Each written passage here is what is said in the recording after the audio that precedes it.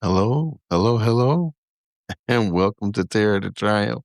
I didn't know if we were live just now or not. I apologize about that. But welcome to Terror to Triumph. I am your host, Alfonso Pelt. I am the creator of this platform for survivors of childhood abuse and learning about what's going on with us. Yes, I am a fellow survivor. I've been going through my issues for 40 plus years. And up until recently, within the last year, I just started to receive some kind of understanding and help, which caused me and spurred me to create this platform to share information because there are a tremendous amount of childhood abuse survivors who have lived into adulthood who have not reported their and I'm trying to give us all a platform where we can talk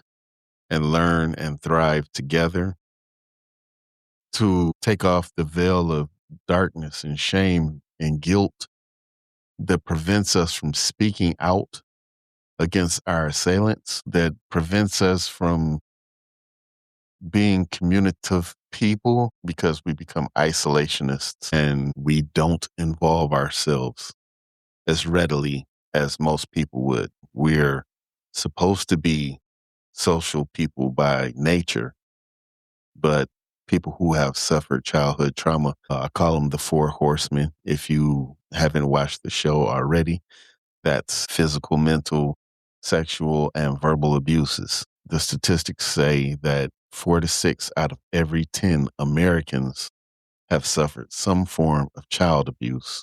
If you just do the flat numbers and say, out of every 1 million people in America, 400 to 600,000 of them have suffered some form of childhood abuse.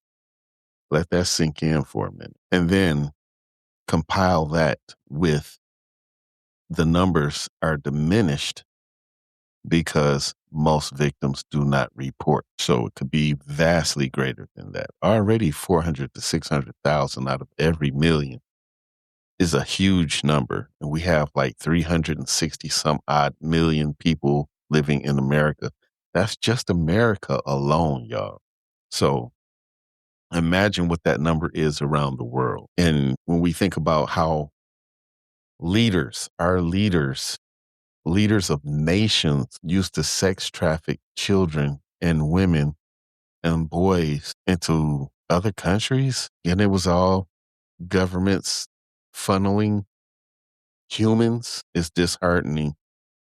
But we have the power to change that fact. And you can't change it by not speaking out. These people like to threaten and tell us we can't do X, Y, and Z to reclaim who God made us to be. They want to threaten our families, our livelihoods. They want to threaten exposing us. You have no greater power than to take the initiative and speak out on your own behalf. No one can take you away from you, only if you let them. So tonight, we're going to get into the final part 4 of the React series.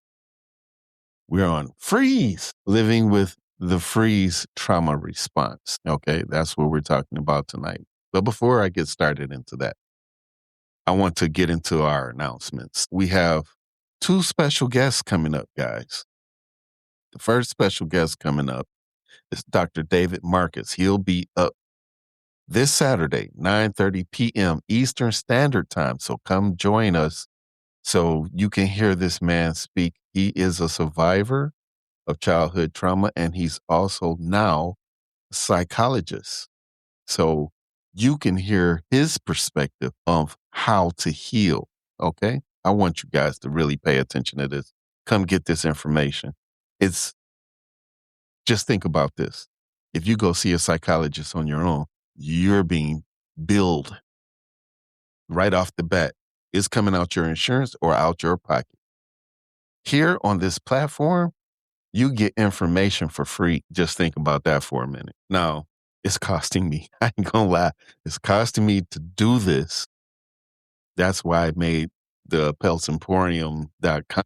You can go there and buy merchandise that I've created as a survivor myself that you can buy, and those purchases will help support this podcast. I'm not asking for any direct money, no donations or anything like that. I'm trying to give to receive, and I'm giving twice if you think about it that way. I'm giving you information and I'm giving you a platform. If you want to donate, you have something to show for it. It won't just be, well, I gave him some money, I got a receipt. No, you gave some money, now you got a nice outfit. You got a nice hat. You got a hoodie. You got a jacket. You know what I'm saying? You got shoes. Yes, I made shoes. So it's a lot more things. You got aprons. You got t-shirts. And I got other stuff on there too. I made some other stuff because I'm from the 313. So yeah, I got some Detroit City stuff on there. Okay, I had to do it. I had to do it. Okay. But anyway, yeah, go check that out. So, got Dr. David Marcus coming up this Saturday. I want to remind you of that. And next Saturday, after that, the 16th of this month, we have a second guest. Well, this actually would be our third guest because Heather Ann was our first guest.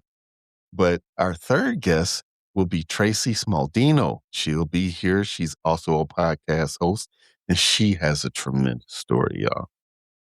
I don't want you guys to miss either one of these stories. Namely because these stories are stories of empowerment. These are people who were suffering like us, but they became so much greater because the stories we have and the life we live, if we choose to step into our calling, I'm telling y'all, we are some strong people. I don't think they make people stronger than us. If you made it through your trauma and you made it through the portion where you were really contemplating suicide, because all of us go through that. If you made it through that, there's really nothing you can't face on this earth. I'm just saying. As a survivor, when it's personal and somebody close to you causes you trauma like that, there's no way you can't face anything. Once you step into your calling, once you step into your healing, once you go on the path of healing, there is no stopping you because you were forced to survive. You were forced to survive. You became a survivor. You didn't just survive birth. You didn't just survive childhood. You survived abuse. You survived verbal abuse. You survived sexual abuse.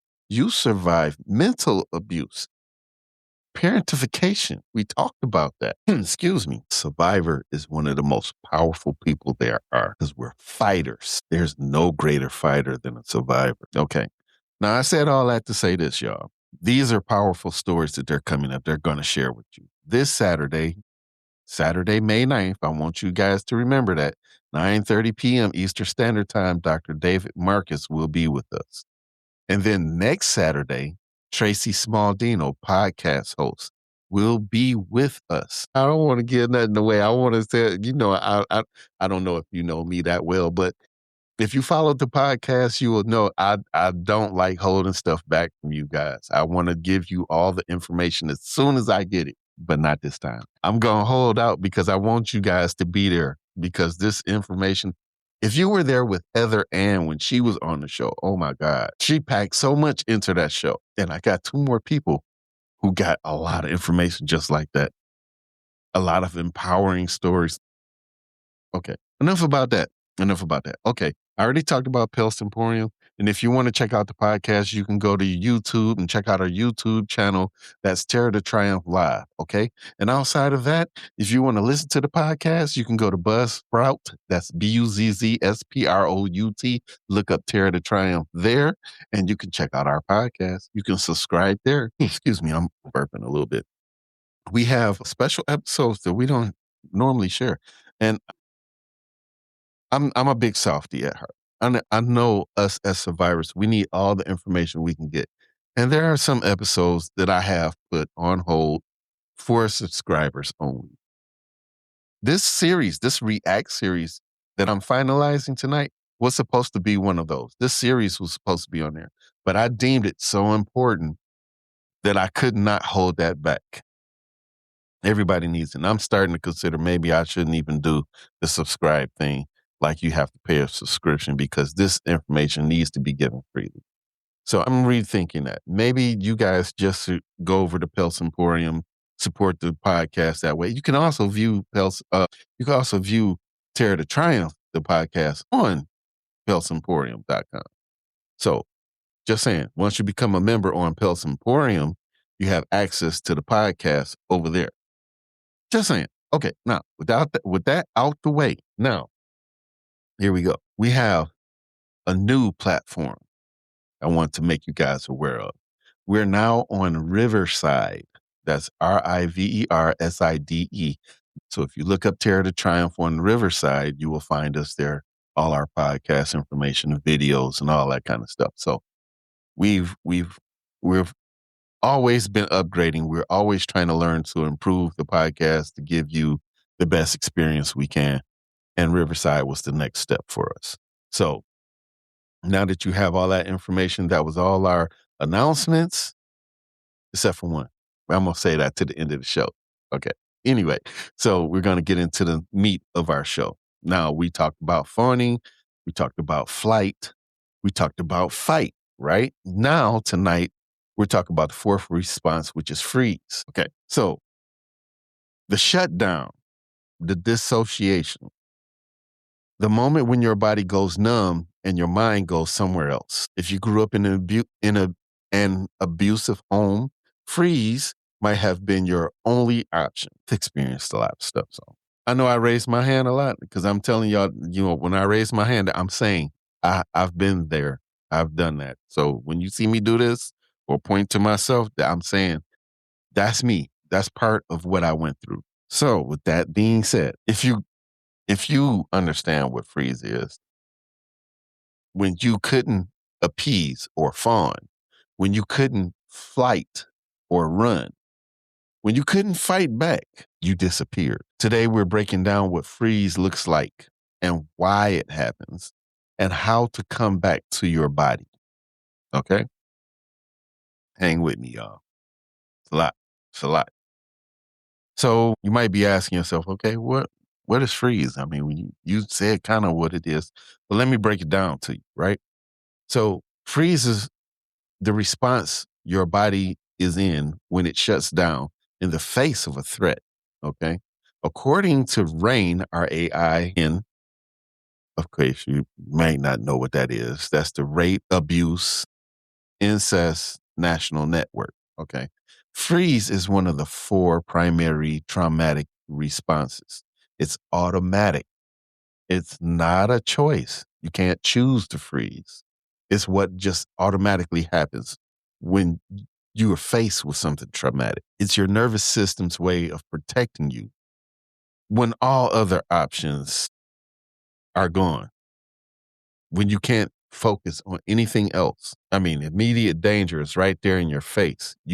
Your mind can't go to anything. You just lock up. Okay. That's freeze. So when you were a child, you can't fight, flee, and appease. Your body does the only thing it really has left to do, and it freezes. So you go numb, you dissociate. Part of your mind leaves your body and goes somewhere safe while the abuse happens. Maybe you have experienced freeze.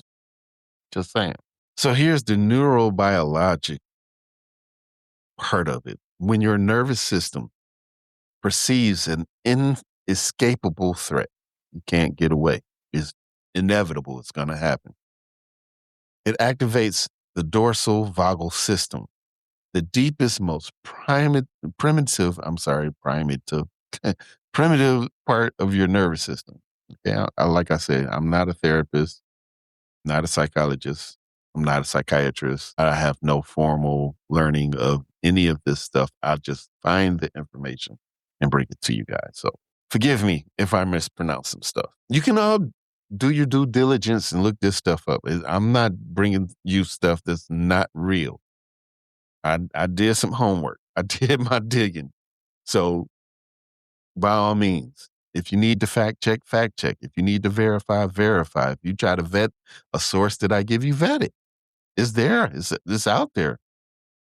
But I'm not giving you something that I haven't checked. I won't do that because what if I give somebody some information and they really need it themselves one day and then they make a phone call on one of the numbers that I gave them and then the number doesn't work? Then they're really in a bad situation.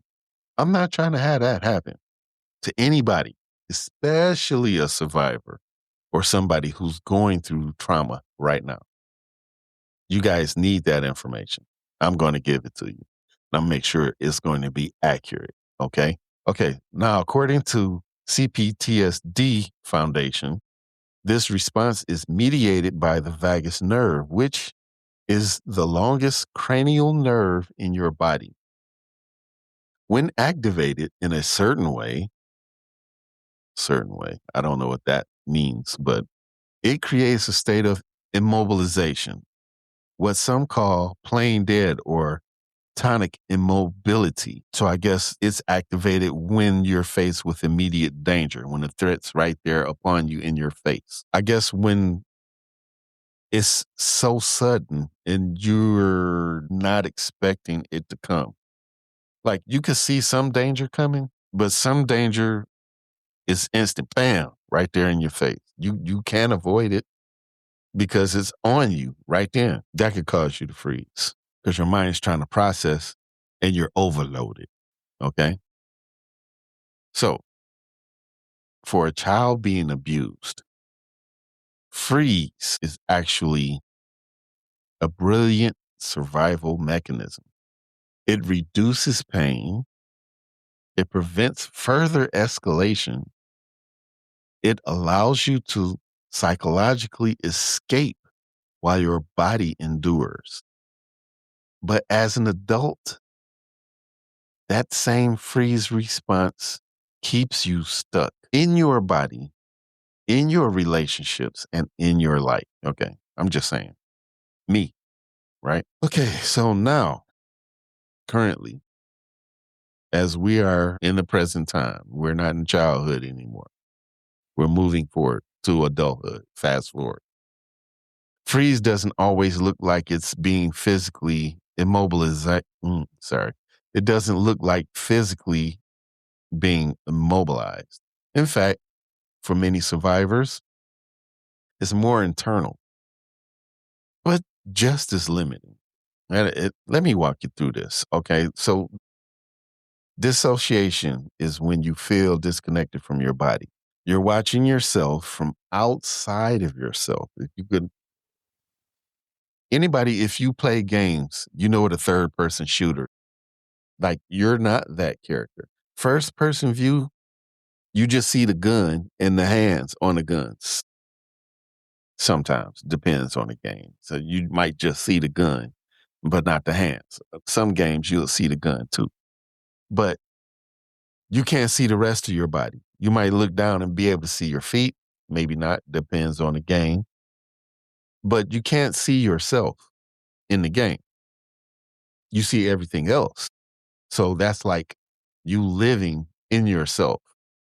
But imagine you pulling back to third person view where you see just over the character's head or from behind the character. You can see the whole character's body, but you're just seeing behind them, from behind them. Like you're a drone and you're just following the character, if you will. That's kind of what the out of body experience is like when you're watching outside of yourself. You're there, but you're not present. You're not inside your body. You're just outside of your body. You're watching it happen. You might not remember conversations or events because your mind literally leaves to protect you. Okay, now emotional numbness, right? You can't feel. You're flat emotionally. You go through the motions of life, but there's no emotions underneath. You might cry at sad movies, but you feel nothing about your own pain. We're not talking about physical pain. I just want to say that right quick. We're talking about emotional pain. You guys might understand this when I say this. I've been to many funerals, and my grandma, my great aunts, my great uncles, even a couple cousins. So aunts, uncles, I've been through these funerals, but there wasn't a sadness in me. I love these people, but they were just, I don't know. I just didn't have that connection to where I felt sadness. Now, those are people outside of my immediate family. I'm talking about my siblings and my parents, right? So imagine when my parents died and I felt like the worst person ever because when I was at my father's funeral, I couldn't feel myself having any kind of tears. I was trying to force myself to cry, but I was so numb and I wanted to feel like I'm hurting too.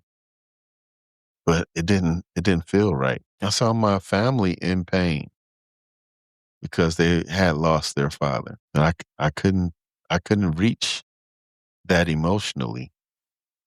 That was out of my scope. That's emotional numbness. So we're going on to another topic or another part of the topic: paralysis, rather. So when you're triggered, you literally can't move. You're frozen. You can't speak. You can't act. You can't defend yourself. Your body is locked down. I've been there. That is not a good feeling. That's like fear personified. If anybody listening has felt this, then you guys know there is no worse feeling than ultimate fear. Okay. Brain fog is another one. You have difficulty thinking when I was talking about that earlier. Your mind can't process what's going on. Remembering or focusing. Again, that's me. That's me. I'm bad. I'm bad with remembering stuff. Your mind feels cloudy and you can't access information even when you know it. Your brain is offline. Avoidance through shutdown. What does that mean? That sounds intriguing, right? But instead of running away like flight or fighting back, fight response, you shut down. You isolate, you go to bed, you disappear into your phone or to a show or on a show or watching a show. You're not engaging with life. You're just engaging to yourself. This guy here. And I just, every time I said something just then, it was like a flashback. Yeah. I forced myself as a child to go to bed. Sometimes at a certain part of my life, I was trying to stay up because I was being very curious and nosy. Curiosity killed the cat.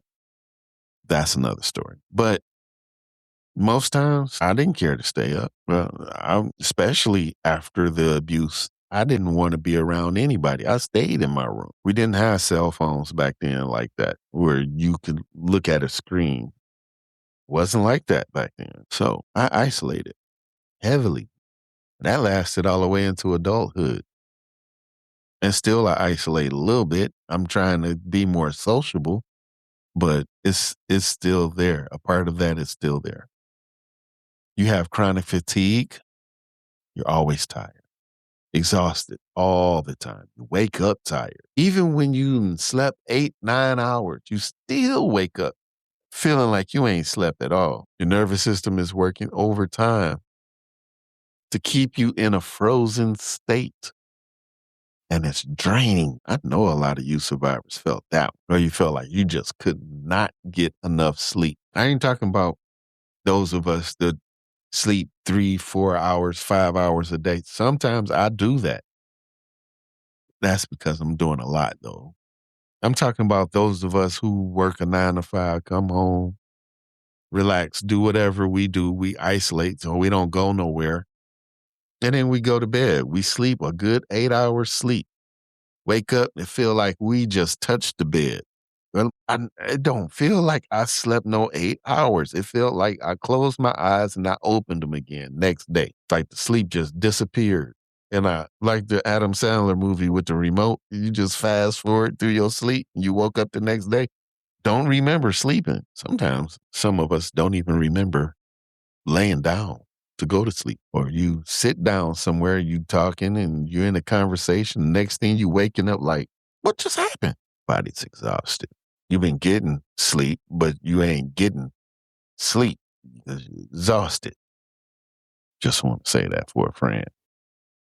Hope somebody's listening out there. Anyway, so you're not engaging with life. When you're doing avoidance, you're not engaging with life. You're not engaging hardly at all. If you're not engaging at work, you're just keeping to yourself, doing your job, keeping your head down, as people say.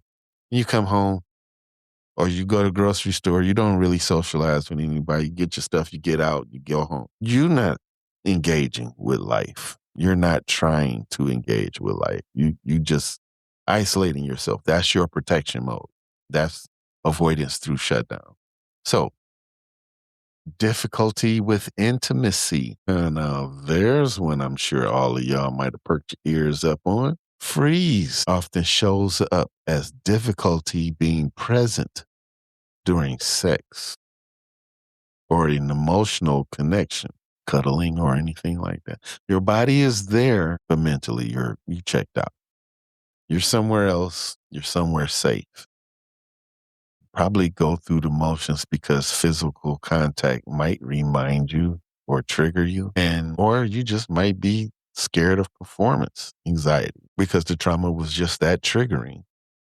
You know, you want to pleasure your partner or be close to your partner because you know that's what your partner wants, but you're emotional detached.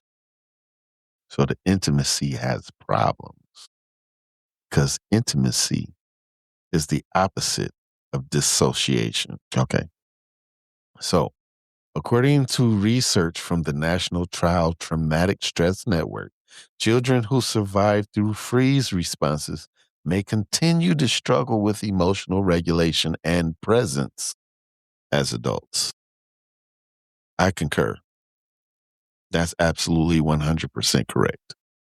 I'm telling you that from experience, personal experience, a lot of fucking personal experience. I'm not even going to sugarcoat that. So, the nervous system learns staying present is dangerous. Leaving is safe. That was my mantra. That still is my mantra. If I feel like something is going south, I'll walk. People on my job right now, I tell you, if I feel things going south, I'm not staying around. If I feel like a situation about to get volatile, like it's about to get violent, it's about to be words, it's about to be fists, I'm walking. I'll leave before I fight somebody. I'm not about to subject myself to that. Staying present is dangerous. It's dangerous. And I look at it as danger to my well-being, but more so my danger to my livelihood. If I fight right now, I might lose my job. That's my job is sustaining me. I don't want to lose that. Then I got way more problems than just you and me fighting. There's a lot of repercussions behind that. My mind is constantly thinking about the repercussions of any situation. That's a survivor thing. So anyway, so staying present is danger and leaving is safe, right? Now we're going to talk about the cost. What is the cost when you chronically freeze? So it costs you your presence, like you living in the moment. It costs you your relationships, your family, your friends, your loved ones, significant other, and it can cost you your life. I've witnessed that twice, at least twice in my life. Ooh, okay. I'm starting to get a headache. I might have to take some headache medicine or something. Okay. I'm trying to stay with y'all on this. Okay. No, it's triggering for me to talk about some of this stuff too. So I apologize. Apologize in advance for me having to take a moment on the show. But we got to power through this and the show must go on. And I'm going to give it to you raw. Emotions and everything. It's everything in this show. I don't know. It's not a part of me that doesn't want to share all of me with you because me being this transparent with you lets you know that I'm serious about this. My heart is really beating fast right now. Okay. Where was I at? Okay. Okay. When you're in a constant state of freeze, you're not actually living, you're surviving. You're going through the motions, but you're not engaged in the emotions. You're just going over the surface of the emotions. So it looks like you're engaging in emotions on the outside, but on the inside, you're dissociated. You're not connected. You're not feeling, you're just enduring. According to the CPTSD Foundation, freeze responses are often accompanied by depression, dissociation, and a sense of hopelessness. Because all of this, you feel like you can't come out of this. You want to come out of it, but it is spiraling backwards and you feel like you can't gain any traction. Am I reaching somebody out there? Because I'm talking about personal experience. I know. Because when you're frozen, you can't take action. You can't change your circumstances. You can't advocate for yourself. You're stuck. You're staying stuck. Trying to get unstuck, but you get stuck more because you're freezing. Can't move. It's debilitating, literally. Shrug it off. Okay. There's also a rational cost. People feel your absence. Have you ever done something and you felt like you were going through the motions of expressing yourself emotionally, and the person looks at you and is like, that ain't real. Have you been there? I have. And I really thought, or I might have really felt that I cared and I loved this person. But the dissociation clearly made them feel otherwise. It might have been in my heart, but I didn't know how to engage and connect. So they felt like I didn't care. They felt like I was just there. I was told in one relationship that they felt my significant other felt more like they were just my best friend. We were just live-in buddies. And I think about that. And even right now, I kind of lie to myself and say, what's wrong with that? Don't you want to stay with your best friend? Don't you want to live with your best friend? You want to share with your best friend, laugh with your best friend, kick it with your best friend? Yeah, but being in a relationship with your significant other is supposed to be more than just kicking it with your best friend. It's supposed to be more than just shooting the shit with your buddies. It's supposed to be more than just laying around playing games. It's supposed to be more intimacy, more cuddling, more conversation, more engagement, more connection, more being present. I didn't have those things. I was ill equipped because I was emotionally not present and I didn't know it. I thought I was. I was going through the motion, but emotionally I wasn't there. And for those who I'm talking to who knew me in that capacity, I'm very sorry. I did not know I was doing these things to such a degree.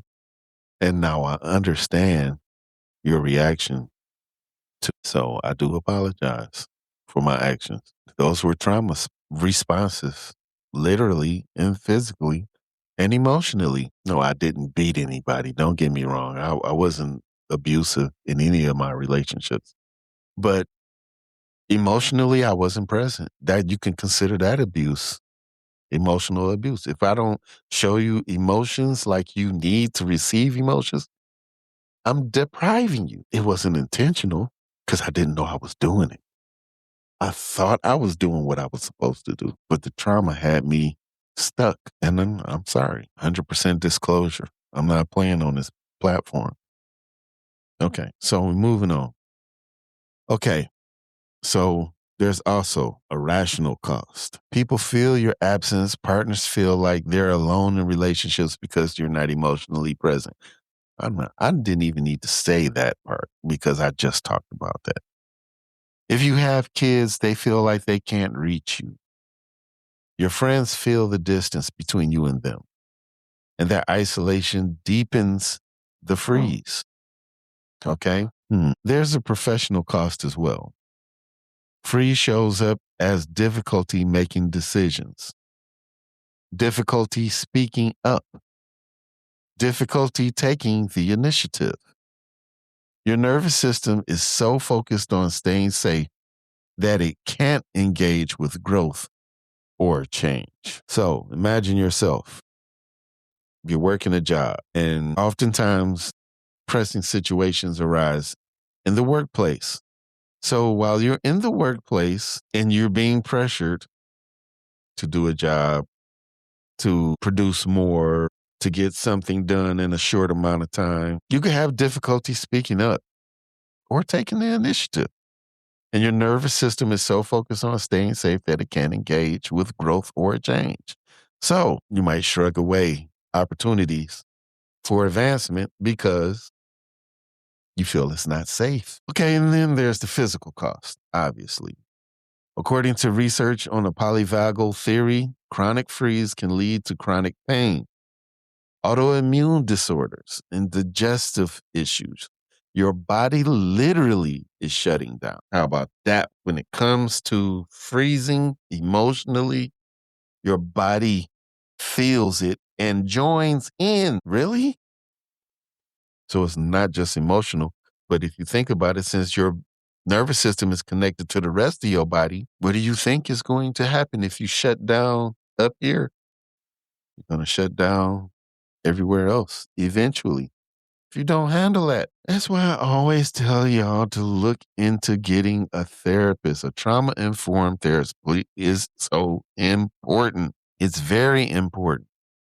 Your life is at stake. Okay, I digress. But it is serious. So here's the truth. Freeze kept you alive. It protected you when you had no other options, right? It allowed you to survive the unsurvivable, the unfathomable, fathomable. I don't know why I'm getting tongue twisted tonight, but I do mess up words. So that's not something that's rare, but it's not weakness that you did the freeze response. It's survival. And the work now that you are about to embark on is learning to come back to your body, to be present, to engage with life. That's what I want you guys to have. A life. A life. Life. I want y'all to have life, man. In abundance, like the Bible said. So what's wrong with having life? You're supposed to live. God wants you to live, and he wants you not just to live, but he wants you to live with life abundantly.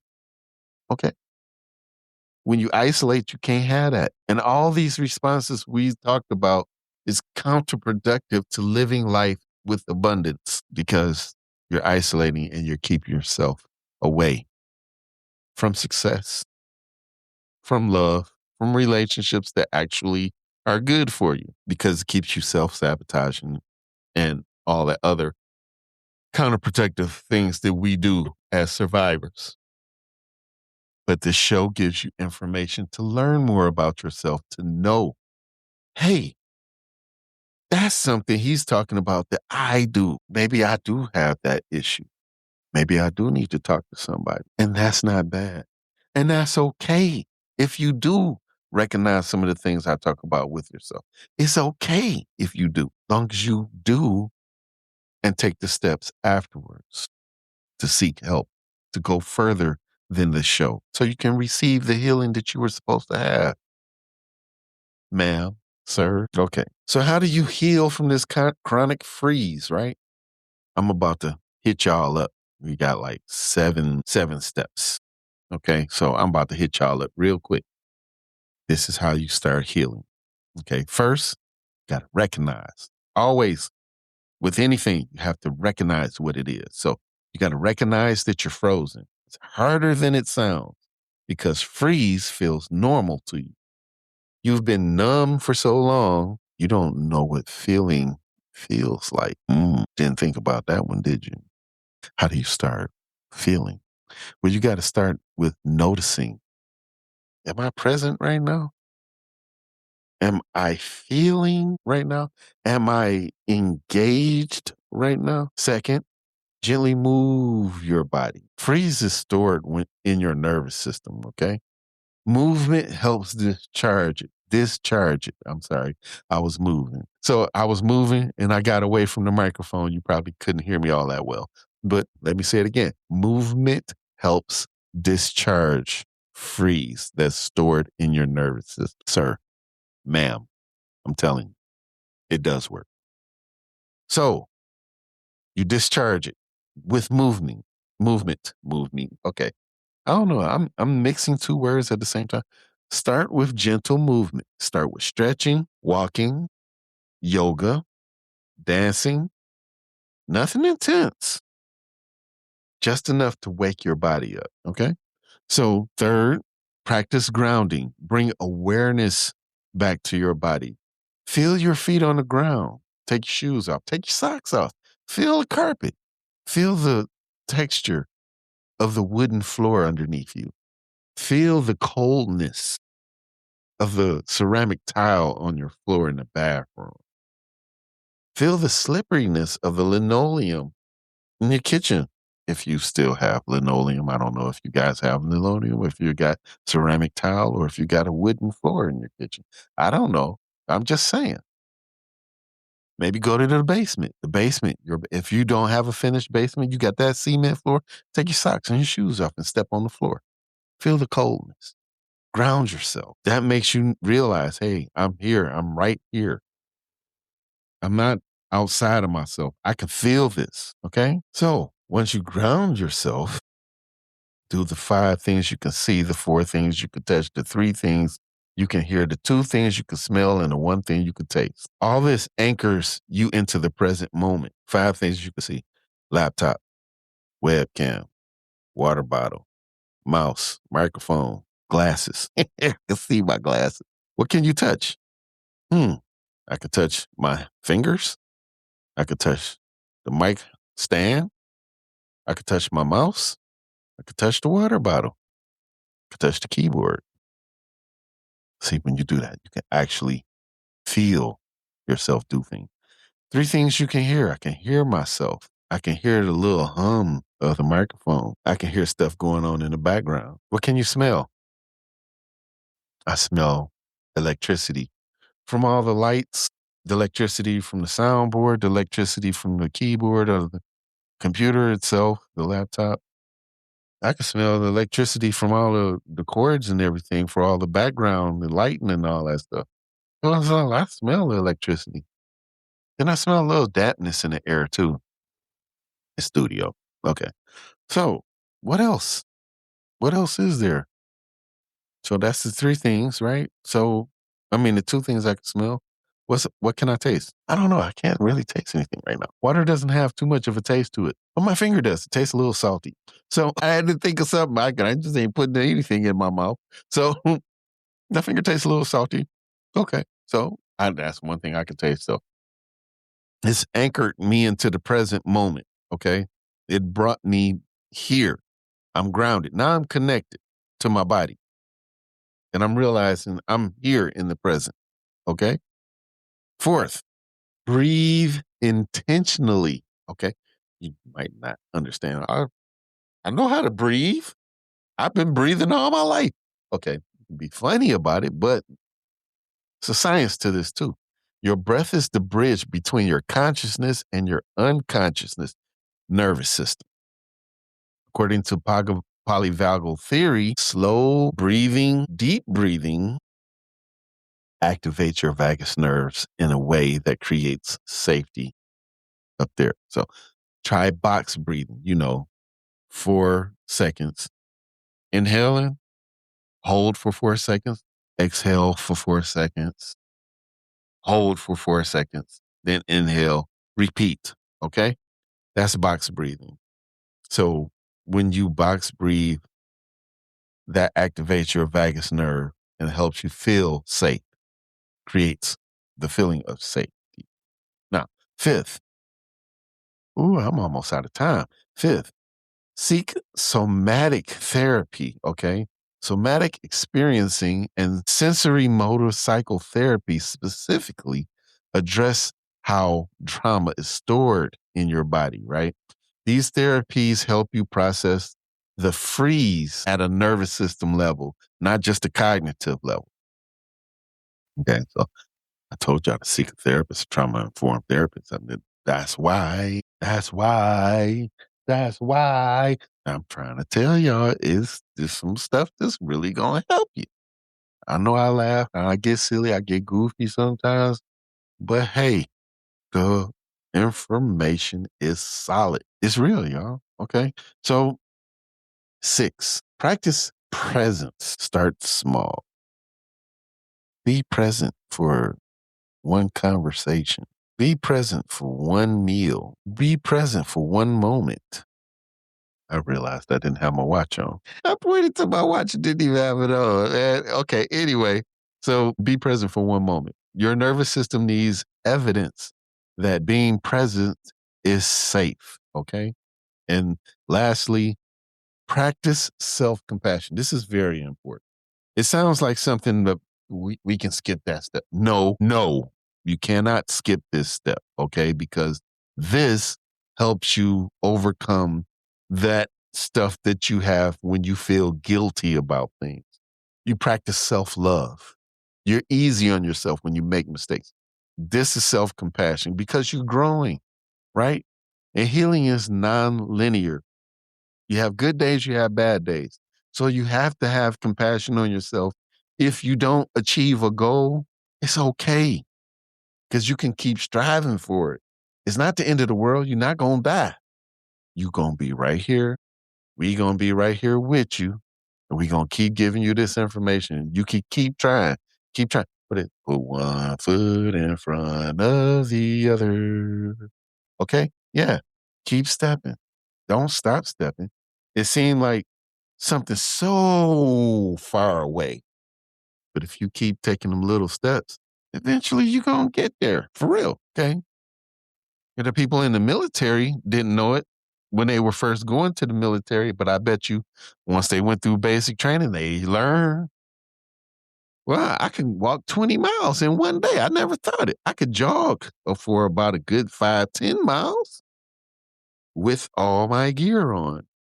And as a human or a civilian, I never thought that was possible until you got into that military and they showed you, or they told you you had to do it. So you did it, unless you washed out. So, but people who stayed in it, they got physically fit, really physically fit. Okay. Okay. So practice the self compassion. You froze because you had to survive. That was brilliant. But now you have to come back to your body to feel, to be present. And that takes courage. You've been frozen, not present. You've been frozen for a long time. And it's time to thaw, okay? It's time to come back to your body. It's time to feel again. So, this, my friends, completes our React series: fawning, flight, fight, and freeze. These four responses kept you alive. They were brilliant survival tactics. I mean, you didn't even have to think these things to get them to activate. Your mind and your nervous system automatically just made them happen for you to keep you alive. And now you're learning new ways to respond, new ways to protect yourself, and new ways to live. You're not broken, not by a long shot. You're a survivor. You're very strong. You're tempered, okay? And now you're on the road to healing. Self care isn't selfish. It's the ongoing practice of honoring yourself. And that's what sustains self trust. Now, I love y'all. I thank you for being here with me and for being an integral part of the 3T survivor community. We'll see you back here Saturday, 9 p.m. 9:30 p.m. Eastern Standard Time, as we host our special guest this Saturday, Dr. David Marcus. I want y'all to stay safe and know that help is closer than you think.